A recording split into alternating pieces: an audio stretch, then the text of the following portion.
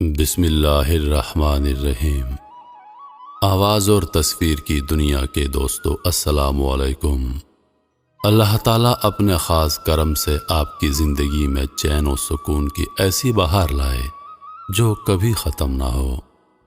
اللہ پاک آپ کو ارض سما کی تمام آفات و بلاؤں سے، جنات اور شیاطین اور انسانوں کے شر سے محفوظ رکھے اور بے حساب خوشیاں عطا فرمائے، آمین یا رب العالمین۔ ناظرین، آج کی ہماری کہانی ایک لکڑہارے کی کہانی ہے جو جنگل سے روزانہ لکڑیاں کاٹتا ہے۔ ایک دن اس کے ساتھ ایک عجیب و غریب واقعہ رونما ہوتا ہے۔ آئیے ویڈیو میں ملاحظہ کرتے ہیں۔ وہ ایک لکڑہارا تھا۔ ساری عمر اس نے جنگلوں میں جا کر لکڑیاں کاٹ کر انہیں بیچتا اور اپنی اس محنت سے جنگل سے کچھ دور ایک چھوٹا سا مکان بنوایا تھا جس میں وہ اور اس کی بیوی اور جوان بیٹا رہتے تھے۔ بیوی کا نام نادی تھا اور بیٹے کا نام شرفو۔ تینوں آرام و سکون سے زندگی بسر کر رہے تھے۔ کام صرف لکڑہارا کرتا تھا۔ بیوی اور بیٹا کوئی ایسا کام نہیں کرتے تھے جس میں آمدنی میں اضافہ ہوتا۔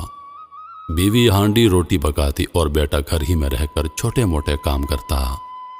لکڑہارا بوڑھا ہو گیا تھا۔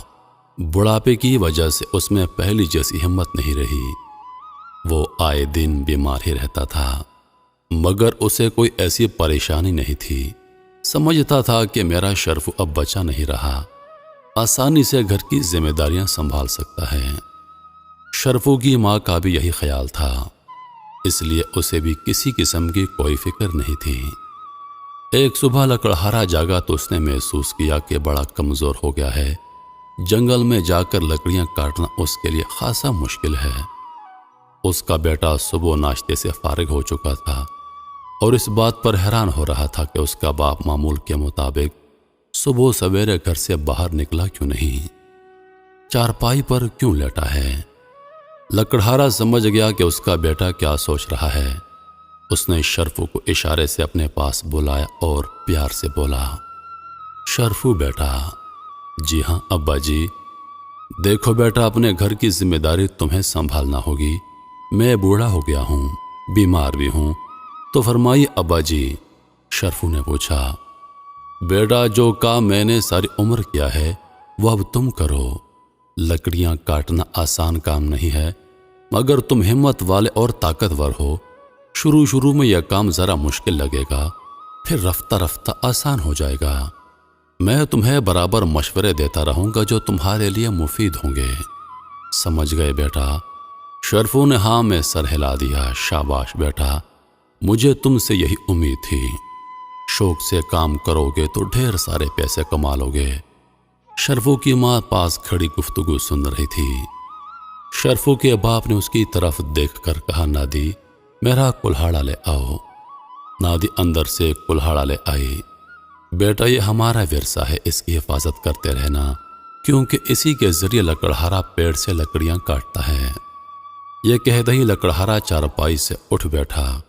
اس نے کلہاڑا اٹھا کر شرفو کے کندھے پر رکھ دیا اور اسے بتانے لگا کہ اچھے پیڑ کہاں کہاں ہیں، کتنی لکڑیاں ہر روز کاٹنی ہوں گی اور انہیں کس طرح گٹھا بنا کر سر پر اٹھا کر شہر میں وہاں لے جانا ہوگا جہاں لکڑیاں بیچی جاتی ہیں۔ لکڑہارے نے اسے جگہ کا نام بھی بتا دیا۔ شرفو بڑے شوق سے باپ کی باتیں سن رہا تھا۔ اس کا یہ شوق دیکھ کر اس کے ماں باپ دونوں بہت خوش تھے۔ جب لکڑہارے نے وہ سب کچھ بتا دیا جو وہ اپنے بیٹے کو بتانا چاہتا تھا تو کہنے لگا، لو شرفو، آج سے تم اپنا کام شروع کر دو۔ شرفو کی ماں نے بیٹے کو ڈھیروں دعائیں دیں اور شرفو کلہاڑا کاندھے سے لگائے اپنے گھر سے نکل گیا۔ جنگل کا راستہ وہ اچھی طرح جانتا تھا۔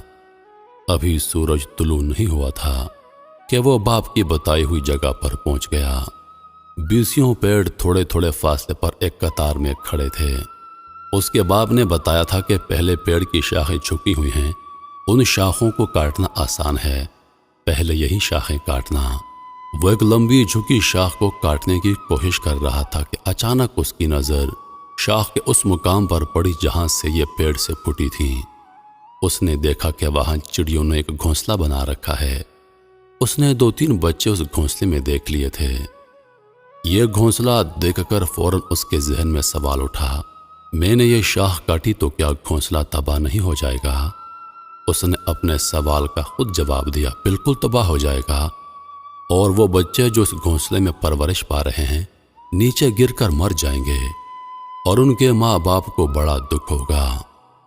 اس نے کلہڑا اس شاخ کو کاٹنے کے لیے اٹھایا ہی تھا کہ یکایک اس کا ہاتھ رک گیا۔ وہ آہستہ سے بولا، نہیں نہیں، میں یہ ظلم نہیں کر سکتا، اور وہ اس پیڑ کے سائے میں بیٹھ گیا۔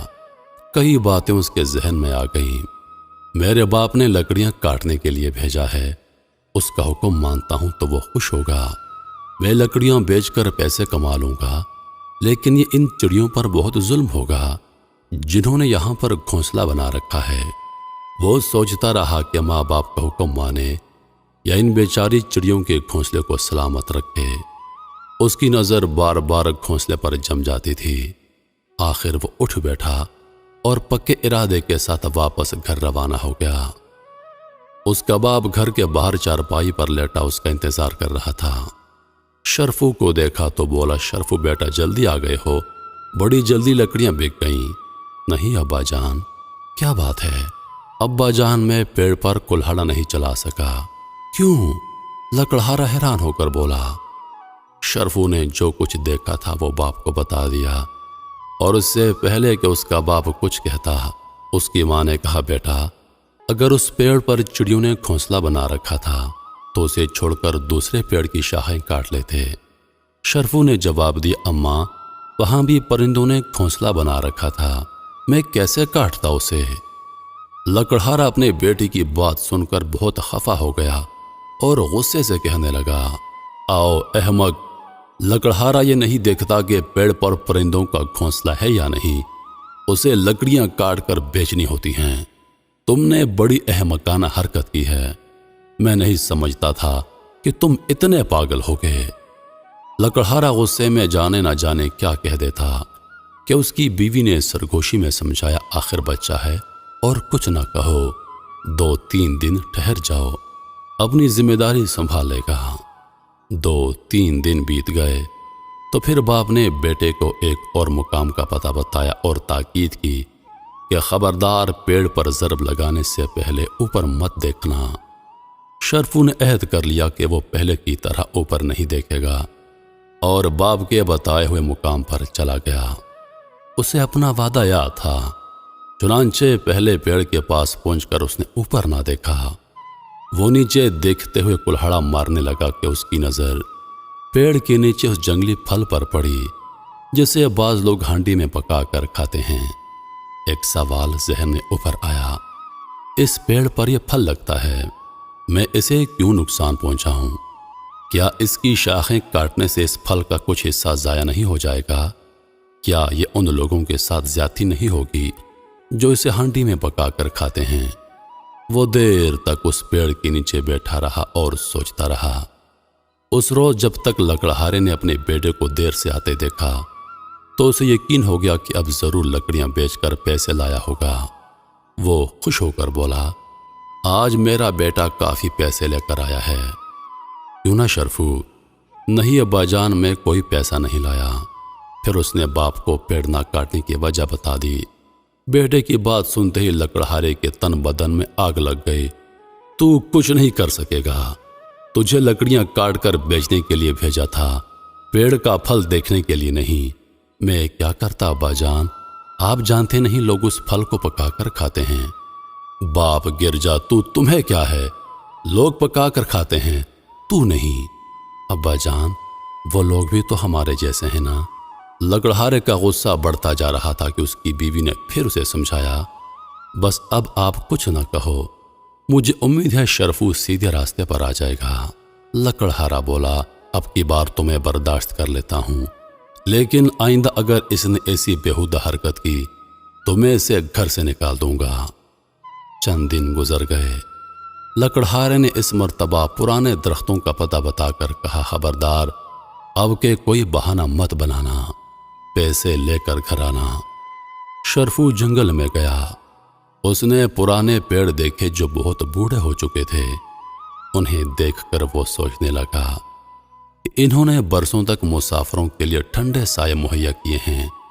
تھکے ہوئے لوگ ان کے نیچے بیٹھ کر سکون حاصل کرتے رہے ہیں۔